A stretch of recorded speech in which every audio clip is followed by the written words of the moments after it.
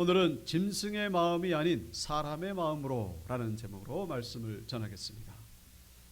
오늘 우리가 읽은 본문 다니엘 4장에 바벨론 왕 느부갓네살이 꾼 꿈에 대한 내용이 나오고 있습니다.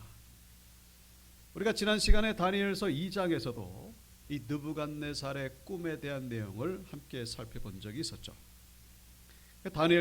이 다니엘서 전체에 이 느부갓네살의 꿈 이야기가 2장과 4장 두 번에 걸쳐 나오는 것을 보게 됩니다.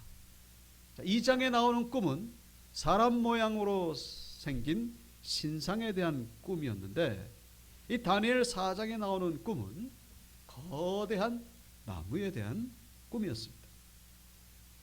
거대한 나무. 이 느부갓네살이 이 꿈에 보니까 이 나무가 얼마나 큰지 꼭대기가 하늘에 닿을 정도로 그렇게 높은 나무가 보였던 것이죠. 근데 이 나무는 크기만 큰 것이 아니라 열매가 얼마나 많이 나는지, 들짐승과 날짐승과 육신을 가진 모든 것들은 그 나무 밑에 모여가지고 먹을 것을 구할 정도로 그런 엄청난 규모의 나무였습니다. 근데 얼마 있다가 보니까 하늘에서 갑자기 어떤 분이 내려오면서 하는 말이, 이 나무를 밑둥만 남기고 잘라버려라. 그루터기만 남기고 잘라버려라. 그래서 모든 들짐승 날짐승 다 내쫓아라. 그리고 그 밑둥은 쇠와 놋줄로 단단히 묶어버리고 들풀 가운데 이슬을 맞게 내버려 두고 7해 동안을 그렇게 내버려 둬라. 그런 음성을 듣게 되는 그런 꿈이었습니다. 자, 이 느부갓네살이 꿈에서 깬 직후에 또 꿈의 의미를 알기 위해서, 의미를 모르니까 제국의 이 점쟁이와 또 술객들을 불러다가 의미를 물어봅니다. 2장에서는 꿈의 내용까지 알아맞혀라 그랬습니다만 이 다니엘 4장은 그렇지 않죠. 내용을 말해주고 나서 의미가 무엇인지를 얘기를 해라. 근데 아무도 이 꿈의 의미가 무엇인지 얘기를 해주는 사람이 없었습니다. 그래서 결국 누구를 부르죠? 2장에서 그 꿈을 해석해줬던 우리 다니엘을 다시 한번 부르게 됩니다. 자, 이 다니엘이 와가지고 이 왕의 꿈 이야기를 가만히 듣고 나서 처음에 보인 반응은 아주 번민에 빠지기 시작했다는 것이죠. 난처해지기 시작한 것입니다. 다니엘이. 왜냐하면 이 꿈은 길몽이 아니라 흉몽이었기 때문에 나쁜 의미의 꿈이었습니다. 자, 이 왕은 너무나 궁금해가지고 재촉을 하는 것이죠. 도대체 무슨 의미인지 빨리 얘기를 해라. 그래서 이 다니엘의 첫 번째 연 말이, 이 꿈은 절대로 왕에게 일어나지 말고 왕의 대적에게나 일어나기를 원합니다. 왕의 대적에게나 일어나기를 원합니다. 그래서 이 꿈의 의미를 얘기를 합니다. 저 거대한 나무는 바로 왕이십니다. 근데 저 나무가 잘라지는 것은 왕께서 왕의 자리에서 쫓겨나는 것을 의미합니다. 그루터기가 쇠와 놋줄로 묶인다는 것은 이것은 절대로 사람이 어떻게 할 수가 없다는 얘기고, 7년 동안 들풀 가운데에 이슬을 맞고 자란다는 것은 왕께서 소처럼 풀을 먹다가, 그리고 정말로 지극히 높으신 분이 바로 왕이 아니라 하나님이시라는 것, 하나님이 정말로 이 온 우주 만물을 다스리고 통치한다는 것을 깨달았을 때, 그때 비로소 그 기간이 7해가 될 것입니다. 그 이후에 비로소 왕이 회복될 것입니다. 자, 그러면서 덧붙인 말이 뭡니까? 왕이시여, 이것은 하나님께서 주시는 약속이기도 합니다만은, 반드시 일어날 일이기도 합니다만은 경고의 메시지입니다. 그러니까 이런 일이 일어나지 않도록 조심해서 공의를 행하고 가난한 사람들을 도와주시고 그렇게 하시기를 바랍니다. 절대로 이런 일이 나지 않도록 조심하시기 바랍니다. 자, 그래서 이 느부갓네살이 다니엘의 말대로 아주 조심스럽게 통치를 합니다. 근데 이것이 얼마나 갈까요? 여기 29절에 보시면은 12달이 지난 후에 그렇게 되어 있습니다. 12달이 지난 후에, 꿈을 꾼 지 12달이 1년 정도 지났을 때에 잊어버리기 시작한 것이죠. 그러면서 자기의 이 모든 공적에 대해서 자화자찬하는 그런 모습을 우리 30절에서 볼 수가 있죠. 30절에 보시면은 나 왕이 말하여 이르되 이 큰 바벨론은 내가 능력과 권세로 건설하여 나의 도성으로 삼고 이것으로 내 위엄의 영광을 나타낸 것이 아니냐 하였더니, 이 모든 것들은 내 힘으로, 그러니까 다니엘이 경고한 건 뭡니까? 이 모든 것들은 하나님의 은혜로 하나님의 능력으로 되어진 것이니까 절대로 교만하면 안 됩니다. 절대로 잘난 척하면 안 됩니다. 그런데 그걸 잊어버린 거예요. 1년 만에 잊어버린 것이죠. 내 모든 능력과 건설로 이것을 건설했다. 그러면서 자기의 영광을 드러내기 시작하고 자기 자랑하기 시작하는 것입니다. 근데 이 말이 끝나기도 전에 하늘에서 음성이 들려왔죠. 바로 그 다니엘이 해석했던 그 메시지. 너는 왕위에서 쫓겨날 것이고 7년 동안 소처럼 풀을 뜯으면서 살게 될 것이다. 현실로 그런 일이 벌어지게 되었고,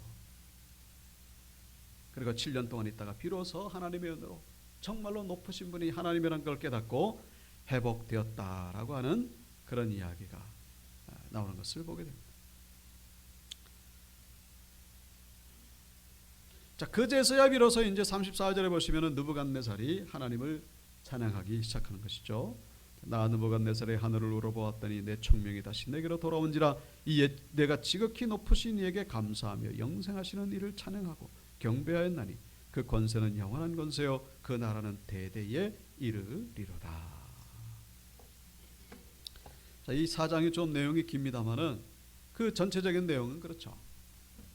우리가 이 사장에서 좀 눈여겨볼 부분은 앞부분에 2절과 3절에 보면은 하나님을 찬양하고 있습니다. 이 느부갓네살이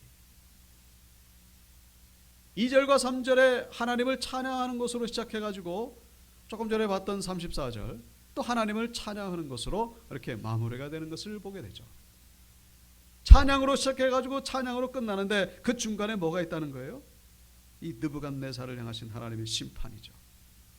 심판을 받고 나서야 비로소 찬양이 회복되는 그런 모습을 우리에게 보여주고 있습니다.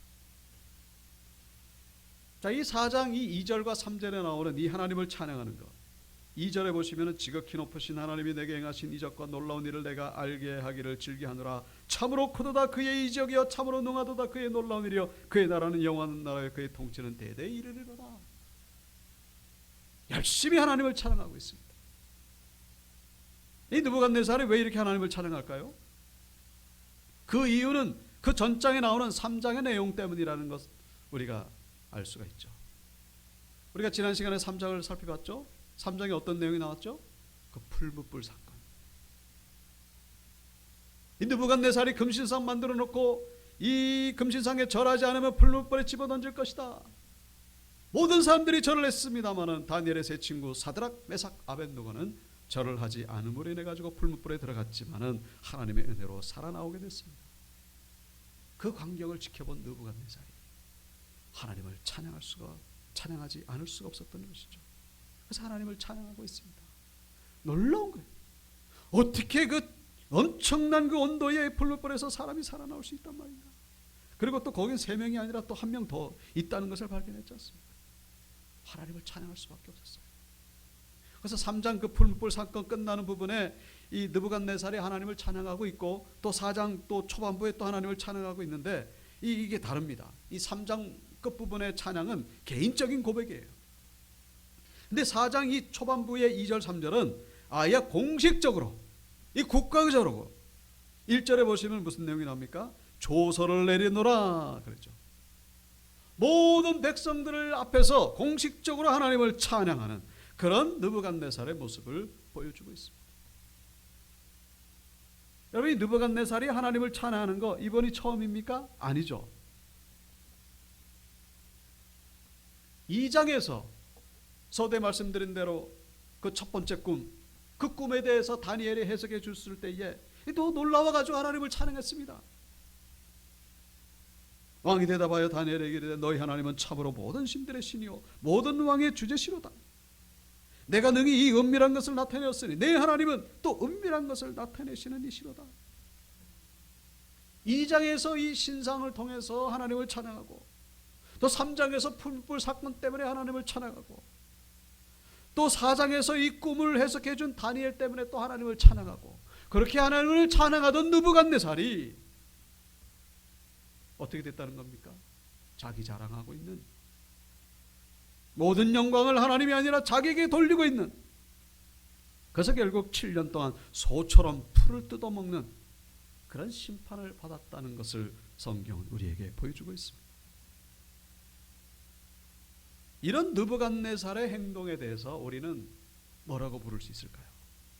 그렇게 하나님을 찬양하더니 갑자기 자기 영광을 돌리는, 자기 자랑을 하는, 자화자찬하는 그런 걸 가르쳐서 우리는 보통 영적인 건망증, 영적인 치매, 그렇게 우리가 부를 수가 있다는 것이죠. 잊어버리는 거예요. 자꾸만 잊어버립니다. 하나님의 은혜를 잊어버리고 하나님의 말씀을 잊어버리고. 이 건망증과 치매의 차이 이렇게 검색해 봤더니 뭐 여러 가지 있습니다만은 대표적인 것 가운데 하나가 바로 힌트라는 거예요. 힌트. 잊어버리는 건 똑같은데 힌트를 줬을 때에 다시 생각나면은 그건 건망증이라는 거예요. 근데 힌트를 줬는데도 불구하고 무슨 소리인지 전혀 몰라요. 그러면은 치매일 가능성이 크다는 것이죠. 우리는 하나님의 은혜를 잊어버릴 때가 많이 있습니다. 하나님의 말씀을 잊어버릴 때가 많이 있어요. 근데 그것은 지극히 자연스러운 현상입니다. 왜 사람은 망각의 그런 존재이기 때문에 잊어버릴 수밖에 없어요.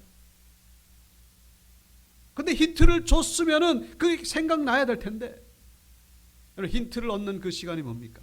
하나님의 은혜와 말씀에 대해서 힌트를 얻는 시간, 그것이 바로 예배 시간이요, 말씀 묵상하는 시간, 기도의 시간이요, 성도의 교제를 통하여 우리는 그 힌트를 얻게 된다는 것입니다.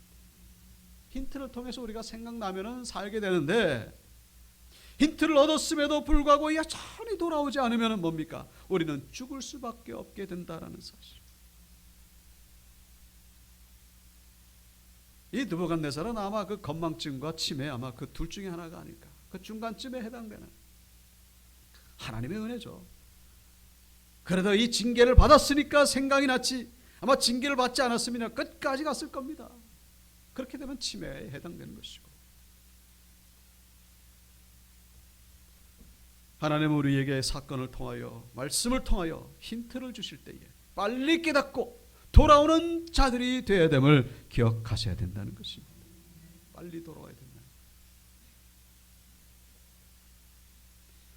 1700년대 미국의 그 목사님이시기도 하고 신학자이시기도 한 조나단 에드워즈라고 하는 그런 분이 계십니다.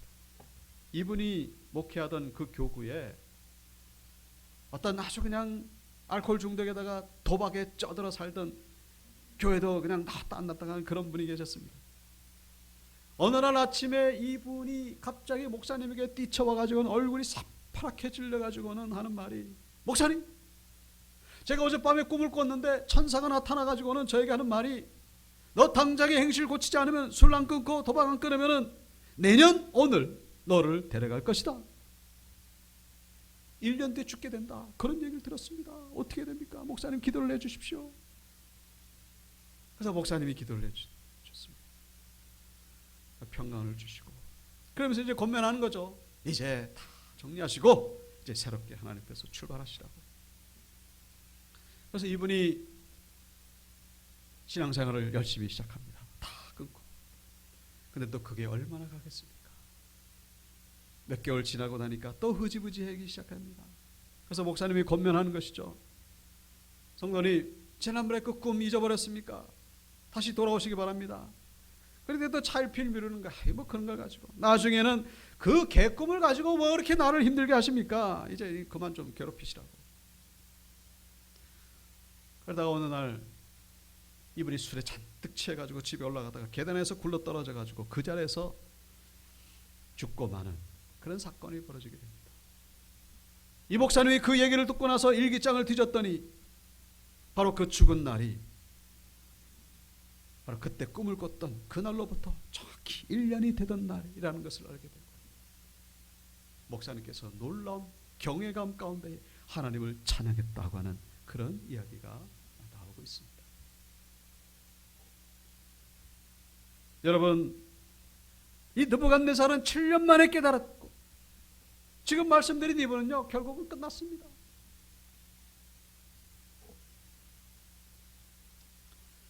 욥기서에 나오는 말씀이죠. 하나님은 한 번 말씀하시고 다시 말씀하시되 사람은 관심이 없도다. 사람이 침상에서 졸며 깊이 잠들 때나 꿈에나 밤의 환상을 볼 때에 그가 사람의 귀를 여시고 경고로써 두렵게 하시니 이는 사람에게 그의 행실을 버리게 하려 하심이며 사람의 교만을 막으려 하심이라. 그는 사람의 혼을 구덩이에 빠지지 않게 하시며 그 생명을 칼에 맞아 멸망하지 않게 하시느니라. 하나님이 우리에게 경고를 주시는 이유는 우리 두렵게 하고 우리 망하게 하려고 하는 것이 아니라 우리를 살리시고 우리에게 생명을 주시기 위함이라는 사실. 우리가 자녀들에게 야단치잖아요. 왜 야단치죠? 자녀 죽이라고 야단칩니까? 아니죠. 어떻게든지 잘 되게 하려고, 어떻게든지 복된 길 걸어가게 하려고, 어떻게든지 생명을 주고 어떻게든지 복받게 하려고. 하나님도 똑같다라는 사실입니다. 우리에게 주시는 하나님의 음성, 예배를 통하여, 강단을 통하여 주시는 말씀, 사건을 통하여 주시는 말씀을 통하여 우리는 하나님의 음성 듣고 하나님께로 돌아가는 그런 믿음이 백성이 되어야 될 줄로 믿습니다. 한번 따라해 보실까요? 회개가 빠르면 회복이 빠르다. 회개가 빠르면 회복도 빠르다라는 거예요. 회개가 늦으면요 회복도 느린 거예요. 잊지 마시길 바랍니다. 하나님 우리에게 복을 주시는 분이지 우리에게 사복을 주시는 분이 아닙니다. 하나님 우리를 사랑하십니다. 하나님 우리에게 주고자 하시는 것은 복이라는 사실. 빨리 깨닫고 빨리 하나님께로 돌아가심으로 빨리 하나님의 은혜를 회복하시는 우리 온유교회 성도님들 다 되시기를 주의 이름으로 축원합니다. 교만하면 안 되는 거예요. 그래서 이 느부갓네살 교만하면 안 돼요. 오늘 본문 16절에 보시면은 또 그 마음은 변하여 사람의 마음 같지 아니하고 짐승의 마음을 받아 7대를 지내리라. 자, 그 거대한 나무가 잘려져 가지고 밑둥만 남잖아요. 근데 그 밑둥 그루터기가 이 사람의 마음이 아니라 짐승의 마음을 받아 가지고 7대를 지낸다, 그런 얘기죠. 그 그루터기가 사람의 마음을 받는다. 결국 그 그루터기가 의미하는 것은 느부갓네살이거든요. 왕위에서 쫓겨난 느부갓네살. 느부갓네살이 사람의 마음이 아니라 짐승의 마음을 가져가지고 소처럼 풀을 뜯고 7년 동안 그렇게 지내게 된다.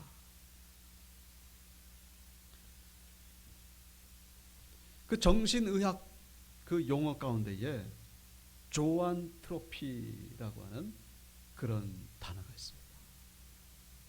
이게 우리말로 해석하면은 동물화 망상이라는 의미로 번역이 되는데, 그러니까 어떤 자기 어떤 특정한 동물이라고 그렇게 생각하고 그 동물처럼 행동하는 거예요. 정신병 가운데 하나죠. 이 느부갓네살은 그 7년 동안 자기가 소라고 생각하는, 저 발톱 보십시오. 손톱 발톱, 독수리 발톱 저렇게 나오고. 물론 역사에 이렇게 그 어떤 기록에 이렇게 아직 발견된 건 아닙니다. 근데 언젠가는 나올 거라고 저는 확신합니다. 왜냐하면 이 바벨론 아수르에 대한 제국, 이 역사는요, 이것이 사실임이 밝혀진 거는요 얼마 되지 않습니다. 성경에 바벨론 아수르 나오니까 이건 전설의 왕국이지, 이게 사실 실제 역사로 밝혀진 거는 100년이 좀 지나지 않아요. 아, 이게 진짜구나. 아수르가 진짜구나. 이 바벨론이 진짜구나. 여러분, 느부갓네살 저거 역사에 기록하지 않은 이유는 얼마나 망신입니까? 저게 정신병 걸려가지고 7년 동안 지냈으니 저걸 누가 기록하겠습니까? 다 멋진 이야기만 기록하지. 성경처럼 그렇지 않아요. 성경은 온통 그냥 뭡니까? 그 부족한 이야기, 실수한 얘기, 다윗이 그냥 가늠한 얘기, 그 창피한 얘기 다 기록합니다만 일반 역사는 그렇지 않죠. 잘난 얘기만 기록합니다. 근데 저 기록은 반드시 드러날 것이라고 저는 확신합니다. 언젠가 반드시.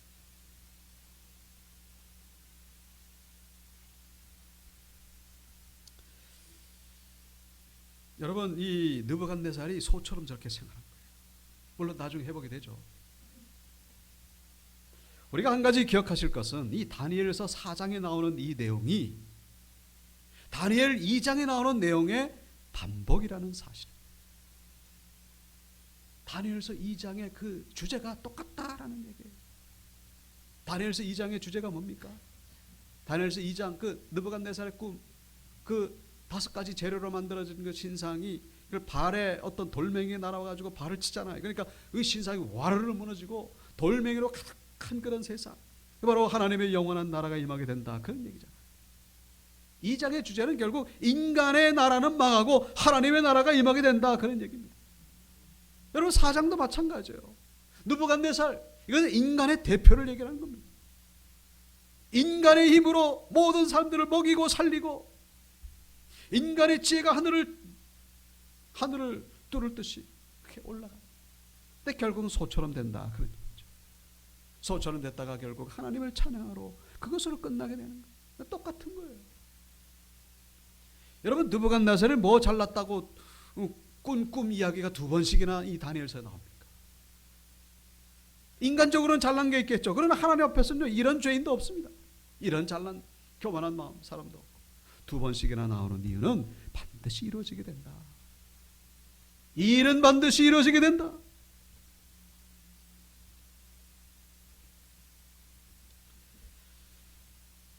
여러분, 이 느부갓네살이 7년 동안 소처럼 생활했다.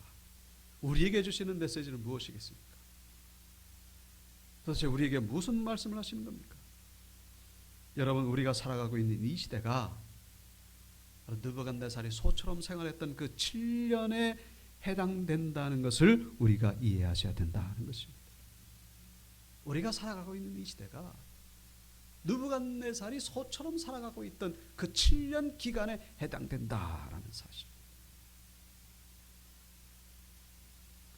7년 기간 동안 느부갓네살이 어떻게 살았다고요? 사람의 마음이 아니라 짐승의 마음으로 살았다라는 것이죠. 이 시대는요, 사람의 마음이 아니라 짐승의 마음을 가지고 살아가는 그런 시대다라는 사실이에요. 사람과 짐승의 차이가 뭡니까? 여러 가지 있겠습니다만 성경적인 기준으로 볼 때 이 사람에게는 있는데 짐승에게는 전혀 찾아볼 수 없는 것. 여러분, 정도의 차이가 있습니다만 짐승에게도 사람에게 있는 거 다 있잖아요. 짐승도 희로애락 감정이 있어요. 슬프기도 하고 또 기뻐하기도 하고 사랑하기도 하고 가족애가 얼마나 강한지. 아주 자기 동료가 죽으면요, 그 떠나질 않아요. 슬픔도 있고 그리고 지혜도 있거든요. 지혜로, 물론 사람과는 비교가 안 되겠습니다만 다 있어요. 근데 짐승에게만 없는 것이 있습니다. 그게 뭔지 아십니까? 하나님 말씀에 대한 반응이 없다라는 사실. 하나님 말씀에 대한 반응이 없어요. 성경에는요, 이 짐승도 혼도 있고 영도 있고 그렇게 다 나와요. 영이 있으면 뭐합니까? 말씀에 대하여 반응이 없다라는 거예요. 사람 말은 다 알아들어요. 이 짐승도 뭐 이게 밥 먹으라고 하는 건지 지 좋아한다는 건지 다 알아들어요. 근데 하나님의 말씀을 듣고 눈물을 뚝뚝 흘리는 그런 강아지 본 적이 있습니까? 여러분, 교회를 한 번도 안 다녔어도 갑자기 교회 안에 들어오는 순간에 찬양 소리를 들으면서 눈물을 흘리는 그런 분들이 있습니다. 말씀에 대한 반응이죠. 사람이기 때문에. 근데 강아지가 뭐 이렇게 있다가 예배당에 들어와가지고 찬양 소리 듣고 눈물을 흘렸다, 뭐 그런 소리 들어본 적 있습니까? 그런 건 영원히 있을 수가 없어요. 왜냐? 짐승과 사람의 차이는 그런 결정적인 차이가 있다라는 사실. 이 시대는 하나님 말씀에 대한 반응이 없는 그런 시대라는 사실입니다. 말씀에 대한 반응이 없어요. 하나님에 대한 관심이 없습니다. 오직 관심은 뭡니까? 그냥 3장에 나오는, 3장에 뭐죠? 3장? 그 금진상. 인간의 역사는 금의 역사, 그리고 사람의 모양의 역사. 황금 만능주의죠. 돈에 관심이 최고의 관심이죠. 그리고 인간의 어떤 기술, 과학기술. 말씀에 대해서는 관심이 없어요. 그런 시대를 우리가 살아가고 있다. 된다라는 사실. 요즘 화두가 되는 가운데에 하나 이 용어가 이 챗 GPT라고 하는 그런 게 있습니다. 챗 GPT, 인공지능 대화 로봇, 뭐 그렇게 해석할 수 있을 거예요. 무슨 질문이든지 다 대답해주는 그런 어떤 그 AI죠, 인공지능. 네이버 검색 그런 수준이 아니고 이거 전문가적인 수준이에요. 그래가지고 이 챗 GPT를 가지고 변호사 시험도, 미국에서는 변호사 시험도 합격하고 또 의사 그 면허 시험도 합격하고 연설문도 작성하고 심지어는 챗 GPT를 가지고 교회 대표 기도를 문도 작성해주고 설교문도 작성해주고 있습니다. 설교문 가지고 고민할 필요가 없는 그런 시대. 이게 이 AI 인공지능이 얼마나 발달하는지 어떤 분들은 그런 얘기를 합니다. 이 AI가 반드시 언젠가는 이 핵미사일 발사 버튼의 그 비밀번호를 알아낼 것이다. 이에 대해서 대비를 해야 된다. 그런 얘기를 하는 분들도 있습니다. 인공지능 과학의 기술이 얼마나 발전할지 알 수 없는, 예측하기 힘든 그런 시대. 물론 AI가 우리 사람에게 편리함을 가져다 준 것은 사실이죠. 그래서 우리도 그것을 이용합니다. 중요한 것은 멀리 내다볼 때에 이것은 결국 하나님과 사람과의 관계를 멀어지게 만드는 가능성이 너무나 크다라는 사실, 우리가 잊어서는 안 된다는 것이죠. AI는 결국 계시록 13장에 나오는 666 짐승의 이름, 짐승의 수, 짐승의 표에 해당되기 때문에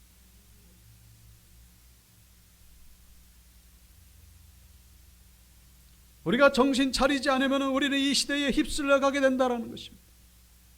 점점 하나님과 사람과의 관계는 멀어져요. 이 시대는 사람의 마음이 아니라 짐승의 마음을 가지고 살아가는 시대이기 때문에 그 가운데 이렇게 나와서 예배드리는 여러분들이야말로, 여러분들은 정말로 선택된 자들이고 부름받은 자들임을 기억하시고 하나님 앞에 감사를 드려야 될 줄로 믿습니다. 여러분, 그 가운데서 우리를 불러냄을 받은 거예요. 에클레시아, 불러냄을 받은 거예요. 왜 그 가운데 우리를 불러냈을까? 모든 사람들이 이 과학기술과 이 황금만능주의 거기에 쩔어가지고 정신을 못 차리고 살아가고 있습니다. 왜냐? 짐승의 마음에 붙들려 있기 때문에. 그나마 우리는 사람의 마음을 받아가지고 하나님을 찬양하고 있지 않습니까? 하나님 말씀에 반응하고 있습니다. 여기에 대해서 우리는 하나님 앞에 먼저 감사를 드려야 된다는 거예요. 나중에 죽어서 어떻게 되겠습니까? 죽은 다음에 어떻게 되겠습니까? 여러분, 죽음 뒤의 삶이 기다리고 있다는 것을 잊지 마시길 바랍니다. 이 세상의 삶이 끝이 아니에요.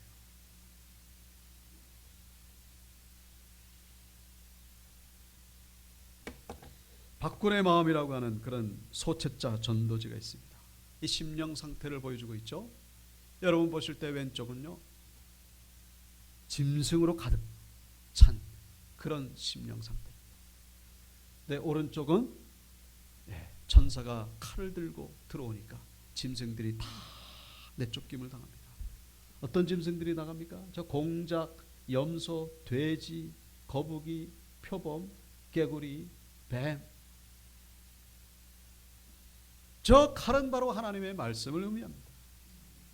공작은 뭐예요? 자기 자랑이죠. 자기 교만, 허영입니다. 사치. 저 염소는 뭡니까? 저 염소는 음란함을 의미하죠. 성적인 타락. 돼지는 뭡니까? 욕심과 게으름. 거북이도 게으름. 표범은 흉폭함이죠. 난폭해요. 얼마나 그냥 무서운지. 개구리는 개걸개걸하고 말을 그냥 막 만들어내고, 그리고 이 뱀은 간사합니다. 하나님의 말씀이 들어오고 나니까 모든 짐승들이 떠나가게 되는, 우리는 어떤 상태입니까? 아마 셋 중에 하나겠죠. 여러분 왼쪽이든지 오른쪽이든지 아니면 그 중간이든지 말씀에 지배당하지 않으면 우리는 결국 짐승의 지배당할 수 있게 됨을 우리가 잊어서는 안 된다는 것입니다. 하나님의 말씀이 들어올 때에 짐승은 떠나가고 성령에 붙들린 바가 된다는 사실. 그제서야 비로소 우리에게 은혜가 임하고 회복의 역사가 시작된다는 것을 우리는 기억하셔야 된다는 것입니다. 여러분, 다니엘서는 예언서입니다. 이 세상 종말에 관련된 그런 말씀이죠. 우리는 지금 종말을 살아가고 있습니다. 이 시대 우리에게 주시는 다니엘서를 통해서 주시는 메시지가 뭡니까? 하나님 우리와 늘 함께 하신다는 거예요. 하나님 우리를 버리지 아니하고 떠나지 아니하시고 우리와 늘 함께 하시고 이 모양 저 모양 사건을 통하여 강단을 통하여 말씀하신다는 것입니다. 영적인 건망증, 영적인 치매가 아니라 하나님의 말씀을 듣고 순종함으로 반응하시는, 그래서 짐승의 마음이 아니라 사람의 마음을 가지고 하나님께 영광 돌리다가 하나님께 상급의 면류관, 정말로 칭찬의 면류관, 영광의 면류관을 받으시는 우리 연육계 권속들 다 되시기를 주님의 이름으로 축원합니다.